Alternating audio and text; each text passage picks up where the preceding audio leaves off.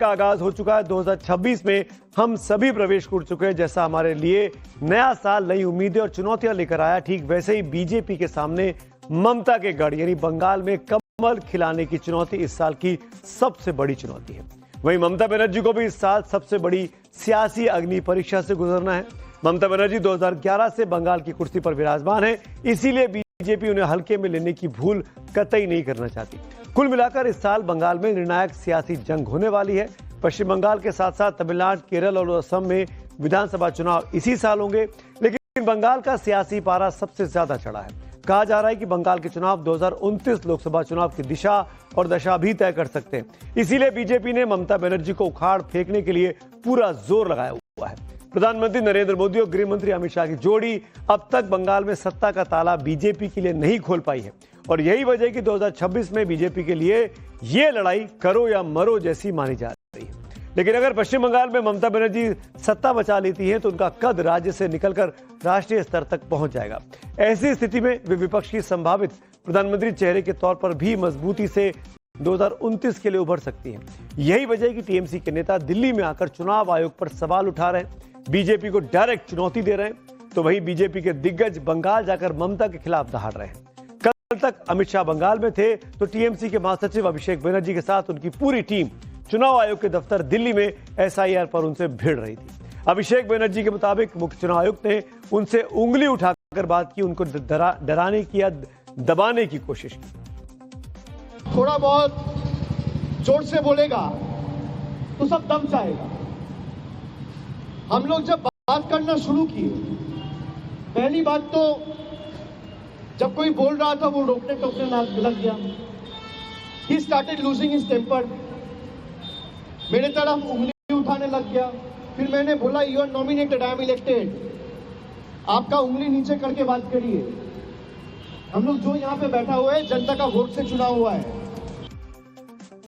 2024 के लोकसभा चुनाव में प्रधानमंत्री नरेंद्र मोदी लगातार तीसरी बार देश के प्रधानमंत्री बने।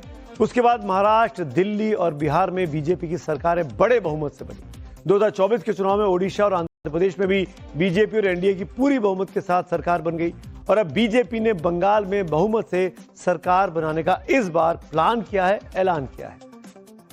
अमित शाह ने बंगाल दौरे के दौरान दीदी पर भ्रष्टाचार, घुसपैठ, कटमनी, आर्थिक पिछड़ापन जैसे मुद्दे के आरोपों लगाकर जमकर सियासी बाउंसर फेंके। वहीं टीएमसी एसआईआर पर उंगली उठाती है। चुनाव आयोग के आदेश पर पश्चिम बंगाल में मतदाता सूची का विशेष संशोधन चल रहा है। ड्राफ्ट लिस्ट में लगभग 58 लाख नाम हटाए गए हैं। टीएमसी का आरोप है कि यह प्रक्रिया पक्षपातपूर्ण है और बंगाल को निशाना जानबूझकर बनाया जा रहा है। अभिषेक बनर्जी ने इस लिस्ट को सार्वजनिक करने की मांग भी की। कल जब अभिषेक बनर्जी चुनाव आयोग के साथ मीटिंग करने बाहर गए तो यह आरोप उन्होंने लगाया। उन्होंने कहा कि देश में वोट चोरी ईवीएम से नहीं बल्कि वोटर लिस्ट में सॉफ्टवेयर और एल्गोरिदम के जरिए की जा रही है। टीएमसी ने कहा अगर फाइनल लिस्ट में गड़बड़ी रही इसे स्वीकार नहीं किया जाएगा और कानूनी लड़ाई उनकी पार्टी लड़ेगी। इस पर चुनाव आयोग ने टीएमसी को चेतावनी देते हुए कहा कि अगर चुनावी अधिकारियों को धमकाने या डराने की कोशिश टीएमसी या उसके कार्यकर्ता करेंगे तो बर्दाश्त नहीं किया जाएगा। कानूनी कार्रवाई करने के बारे में ईसी सोचेगा। दिल्ली में टीएमसी और चुनाव आयोग के बीच इस वॉकआउट के बाद बंगाल के बीजेपी नेता इस बार राज्य में कमल खिलने का दावा कर रहे हैं। तृणमूल कांग्रेस को मालूम हो गया जो एसआईआर जब हो गया उनका जीतने का कोई आशा नहीं है, इसीलिए एसआईआर को उन्होंने तो रोक नहीं पाया। अभी जो हियरिंग है उसको रोकने के लिए हजारों प्रयास कर रहे हैं।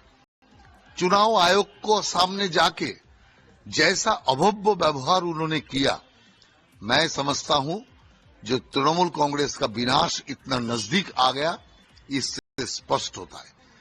तृणमूल कांग्रेस अभी गुंडागर्दी करके भी इसको रोकना चाहते हैं और ये रोक देंगे तो चुनाव का समय भी बदल जाएगा और इस बीच में तृणमूल कांग्रेस का सरकार का समय समाप्त हो जाएगा। तो ऐसे ही राष्ट्रपति शासन लागू हो जाएगा और बंगाल का सारे लोग चाहते हैं राष्ट्रपति शासन में बंगाल में चुनाव हो। तृणमूल गुंडागर्दी करके उसी दिशा पे चल रहा है, वो अपना पैर पैर खुद कुराली मार रहा है। बीजेपी ने बिहार में अभी बड़ी जीत हासिल की है। बिहार से सटा हुआ बंगाल है, बंगाल में इस बार अपबीट क्यों दिखाई दे रही है बीजेपी, आपको कुछ आंकड़े दिखाता हूं ग्राफिक्स के जरिए, आप समझ जाएंगे आखिरकार क्या ये माजरा है। 2014 से शुरू कर रहे हैं। 2014 में बीजेपी की सरकार बनी, लोकसभा में 2 सीट बीजेपी जीती थी 2014 में बंगाल में, और 17% वोट मिले थे, जबकि टीएमसी को 34 सीटें उस वक्त मिली थी और 39 करीब 40% वोट थे। अब आगे बढ़ते हैं, 2014 के बाद 2019 की करते हैं। 19 में बीजेपी की सीटें 2 से बढ़कर 18 हो गई और वोट परसेंटेज बढ़कर 41 हो गया। टीएमसी की सीटें घट गई, 22 पर आ गए और वोट परसेंटेज उनका बढ़ा हालांकि, लेकिन सीटें कम हो गई। अब 2019 के बाद 24 का चुनाव, पिछला चुनाव लास्ट ईयर हुआ है, बीजेपी की सीटें कम हो गई, 12 सीटें हैं, पर वोट फीसदी जो है वो 30% रहा। टीएमसी ने चुनाव जीता, वहां पर 29 सीटें जीती, पिछली बार के मुकाबले ज्यादा सीटें बढ़ी और वोट परसेंटेज भी टीएमसी का बढ़ा। तो टीएमसी को लग रहा है कि बहुत अच्छा कर रही है। लेकिन अब विधानसभा की बात कर लेते हैं, वो तो लोकसभा की बात थी। विधानसभा के 2016 के चुनाव में बीजेपी के पास 3 सीटें थी, 10% के आसपास का वोट परसेंटेज था।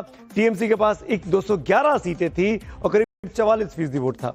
2016 के बाद 2021 में चुनाव हुए, इसके पहले वाले विधानसभा चुनाव, बीजेपी की सीटें बढ़कर 77 हो गई, करीब 38% बीजेपी को वोट मिला। टीएमसी की सीटें 213 पर रही, उनका वोट परसेंटेज भी बढ़ा, लेकिन सीटें ज्यादा नहीं बढ़ी थी। अब 26 का चुनाव होने वाला है और ये जो बीजेपी का ग्राफ बढ़ा है, बीजेपी को लग रहा है कि ये बिहार के चुनाव का असर बंगाल में होगा और जो वो घुसपैठिए का मामला उठा रही है, इससे बीजेपी टीएमसी को इस बार टक्कर दे देगी और यहां पर अपनी सरकार बना सकती है। आइए लौटते